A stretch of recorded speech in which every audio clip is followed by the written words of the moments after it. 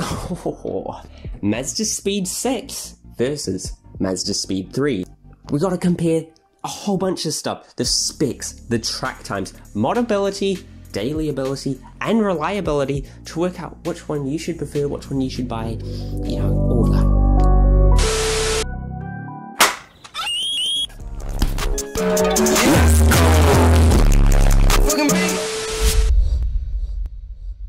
So right, before we start, I want to show you guys a video I did when I first started making Mazda Speed content. It was Gen 1 versus Gen 2 versus Speed 6, which one you should buy. So if you do want to check it out, I'll probably put it in the comments below so you can watch that afterwards. But today is Speed 3, Gen 1 and Gen 2 versus Speed 6.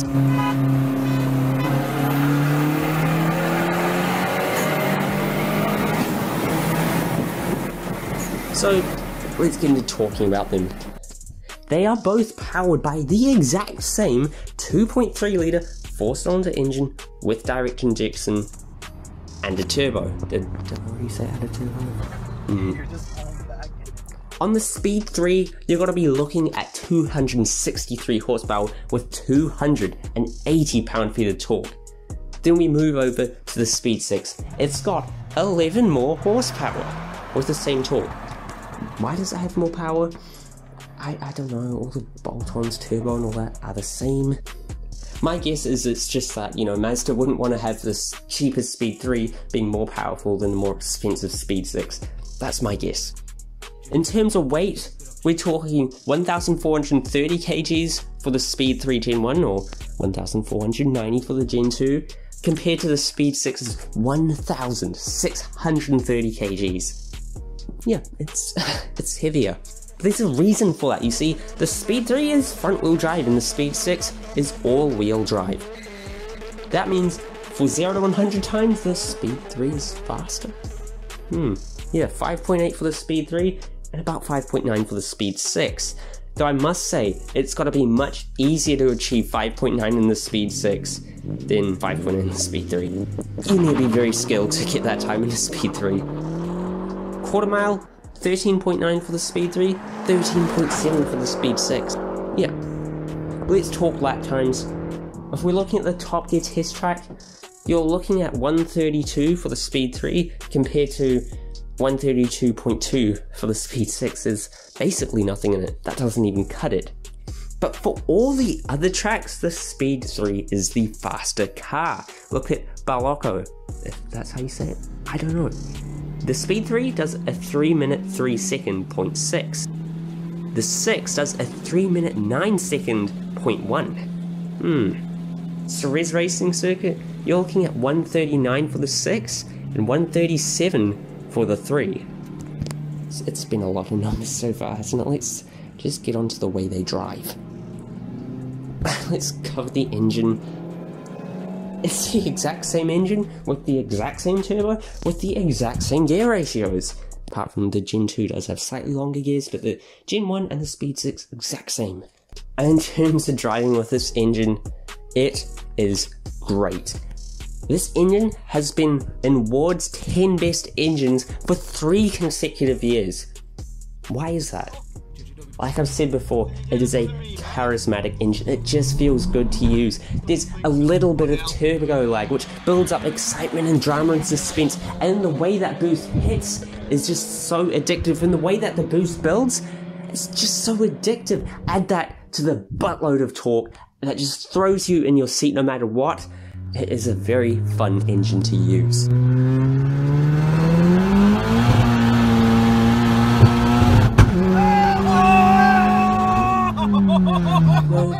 There is one thing that is bad about it. It does run out of puff at those high RPMs. To fix that, you need a new turb ski. Yeah. If you're liking this video, surely drop a like. Chances are you like the Mazda Speed channels, and this is a Mazda Speed channel, so you might want to subscribe, surely. But now, let's talk about the handling. Now, they are both understeer prone as compared to oversteer prone, but you expected that, and honestly, it really isn't that bad. But the Speed 3 is just got to be more agile. That's thanks to its shorter wheelbase and it's less weight. It's just a sharper car to drive, and it's much better in those tight corners. Whereas the 6s are going to be much better in those long sweepers because it's more planted with the longer wheelbase and all-wheel drive to just put that power where it needs to go. And with everything else, you know, both have great, satisfying steering with good amount of feel, a mechanical shifter. The Gen 2 has got to be the least raw, but yeah, it's still very raw. But the main difference is that the Speed 3 is just more dramatic. It has got torque steer, there's less sound deadening, it's only 2-wheel drive, it weighs less, and it basically has the same horsepower. It's more exhilarating, there's more going on. Some won't like that, but I think most people will. It's a great driver's car. Though we must appreciate the Speed 6, you can just plant your foot down and you'll grip and go.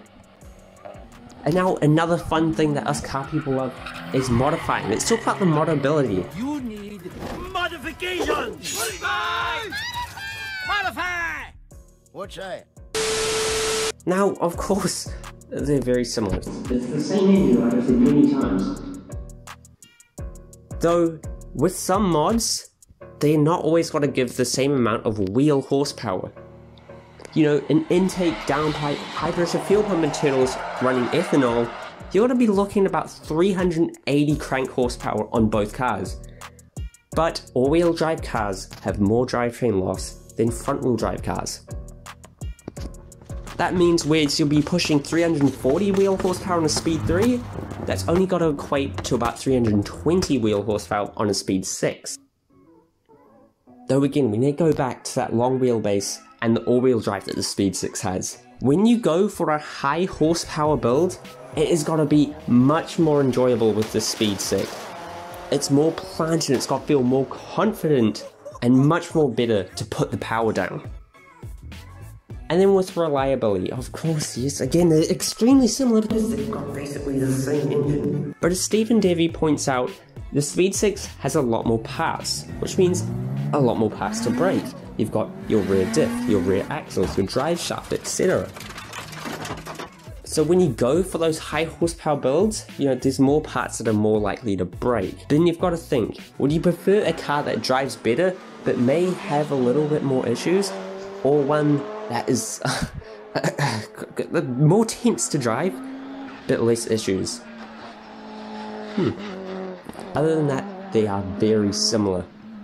The most reliable out of all of them has got to be the second gen Speed 3, made after 2010 because they don't have timing chain issues. Daily ability, let's go with the interiors. The Speed 6, you're going to get the most professional interior. The Gen 1, the most hot boy. The Gen 2, the most modern.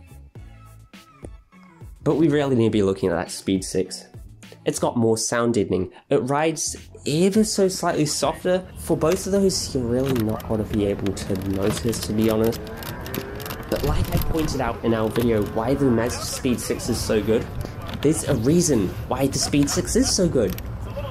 You can use this every single day, even if you have a family, no matter what. You've got a bigger boot, you've got more rear seat space, you've got all-wheel drive for the countries with snow. My 3-people family tried to use a Gen 1 as a family car.